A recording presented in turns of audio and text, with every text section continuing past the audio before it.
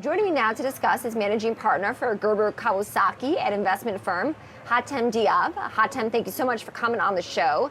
So I guess we should probably just start by explaining whether or not your company, your firm, does have holdings in Meta Platforms, now the parent company of Facebook. Thank you for having me, Kristen. No, we don't actually, and we refuse to call it Meta. Still, we're still calling it Facebook, but we don't own it. We owned it many years ago, and then because of our view that it's no longer an ESG company, or at least the negative impacts that Facebook had on society, we just got rid of it.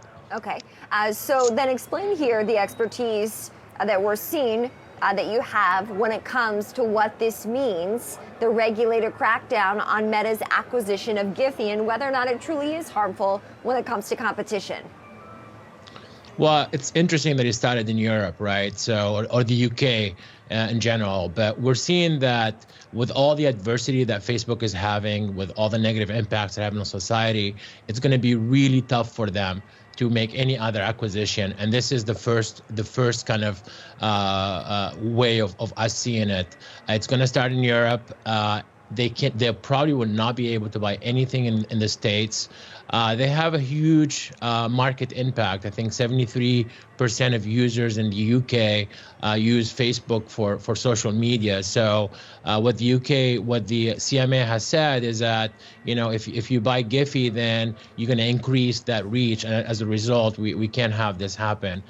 So I think this is going to be true for Facebook. It's going to happen for other big tech companies, Amazon, perhaps Google. So it's interesting that the UK is starting this wave. And it is interesting because I think when people hear about breaking up big technology like Facebook and now Meta Platforms, they think about, for instance, shedding Instagram or even WhatsApp or something of that nature. Not maybe one of these smaller acquisitions like Giphy, which it did purchase for $400 million. But for Facebook, perhaps that's the path of least resistance, is shedding something like Giphy versus Instagram. Do you think that Facebook can say it is not anti-competitive, for instance, if it does shed a Giphy but keeps an Instagram? Well, Giphy is such a small company, $400 million. Facebook does almost $73 billion in advertising revenue. But I think if we could go back in time, I think all these antitrust agencies, maybe in the US or in Europe, will definitely stop an Instagram or a YouTube acquisition. But I don't think we can do that. So as a result, I think they're going to be just scrutinizing everything that is going to happen in the future. And they're going to do, I think the UK has actually announced that they may have just a board just to oversee big tech, simply because they see this as such a huge threat to any emerging UK technologies and so forth. So yeah, Giphy is a start, but I think in the future, any big tech company will have to review any acquisitions. And Facebook has done a lot of this before, and now they're no longer going to be able to do it. Hatem, I'm just curious, why do you refuse to call now Meta Platforms a Meta? What's the deal? I don't know. I think, listen, it's I have my personal views on Facebook, and they're not very positive. But I think what's happening here is Facebook is attempting a really genius rebranding. They think that by owning the Metaverse, which I think it's a huge growth area, they may divert some of the attention that they're getting for all the negative stuff they're doing. So as a result, I refuse to do it. And I think the Metaverse is going to be huge. I think it's going to be a really interesting growth area. There's a lot of players from NVIDIA to Roblox and so forth. So I don't think Facebook is going to own that. And despite what they want to do. And also, I think it's something that needs to be open, and there's a lot of other players that would need to be involved in order for this metaverse to really play itself out. So I'm sure your company, I'm sure your investment company is, though, invested in the metaverse. You're right. Formerly Facebook, now Meta Platforms, did a massive rebrand, but the metaverse, the so-called metaverse, has been around for at least the past decade. So if it's not Meta Platforms, formerly known as Facebook, what investments are you making as an investment firm in the metaverse? Yeah, thank you for asking that. It's a great question. NVIDIA is really one of the biggest player in the space because they provide all the pipes and the tools for us to build all these amazing digital worlds. Roblox is also another kind of first metaverse true game.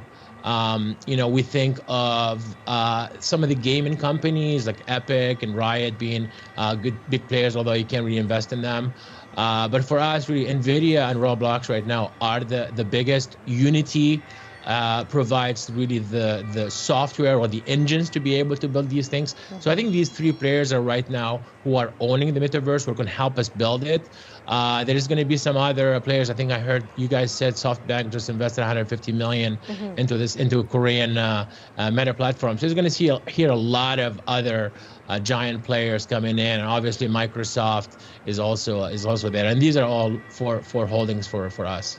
So I am just curious, Hatem, you did say that the metaverse is a huge opportunity. I think most people would agree with that. Facebook could sell its hardware, like the Oculus, as well as capitalize on the software and services as well, but it's still not enough for you to invest in it. And so what is holding you back when it comes to meta platforms? Well, we definitely left some money on the table by getting out of Facebook. For us, investing is not just about making money; it's about investing in companies that have a positive impact on the world. And we just didn't like what Facebook was doing. And I'll give them credit. The Oculus purchase and the investment they put into Oculus has definitely advanced the metaverse. But for us, we can find companies like Microsoft or NVIDIA who are doing some great things. They have fantastic returns, so great shareholder value, but also have positive impact on our community and shareholders and stakeholders for that matter. Mm-hmm. So that's really how we view our investments. And unfortunately, Facebook, as much as we would like it to be different, unfortunately, Facebook doesn't fit within that those parameters. And of course, Facebook's parent company, Meta Platforms, getting a lot of pushback from critics just in the past few months after that Wall Street Journal expose that did show the company prioritize profits over people at the expense of teen lives at times. So I understand what you're saying there. Hatem Dhiab, managing partner at Gerber Kawasaki Wealth and Investment Management, thank you so much for coming on the show and having this meta conversation with us.